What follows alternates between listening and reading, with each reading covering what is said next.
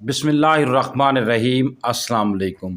Finger prints science भी सोचती होगी इंसानी जिस्म की उंगलियों में लकीरें तब नमूदार होने लगती हैं जब इंसान माँ के शिकम में 4 माह तक पहुँचता है। ये लकीरें एक रेडियाली लहर की सूरत में गोश्त पर बनना शुरू होती हैं। इन लहरों को भी पैगामात DNA देता है। मगर हैरत की बात यह है कि पढ़ने वाली लकीरें किसी सूरत भी इस बच्चे के जद्द अमजद और देगर रुए अर्ज़ पर मौजूद इंसानों से मेल नहीं रखाती। गोया लकीरें बनाने वाला इस कदर दाना और हिकमत रखता है कि वो खरबों की तादाद में इंसान जो इस दुनिया में हैं और जो दुनिया में नहीं रहे, उनकी उंगलियों में मौजूद लकीरों की शेप और इनके एक एक डिज़ाइन से बाखबर है।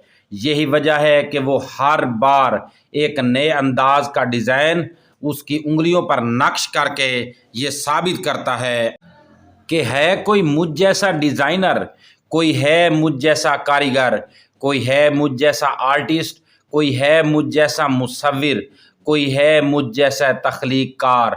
हैरानगी की इंतहा तो इस बात पर ख़त्म हो जाती है कि अगर जलने, ज़ख़म लगने या किसी वजूहात की बुनियाद पर यह फिंगर प्रिंट मिट भी जाए तो दोबारा हूबहू वही लकीरें जिनमें एक खुलिये के भी कमी बेशी नहीं होती ज़ाहिर हो जाती हैं। बस हम पर खुलता है कि पूरी दुनिया भी जमा होकर इंसानी उंगली पर किसी वजूहात की बुनियाद पर मिट जाने वाली एक फिंगर प्रिंट नहीं बना सकती। कोई तो है जो चला रहा है निज़ाम हस्ती, वही खुदा है, वही खुदा है।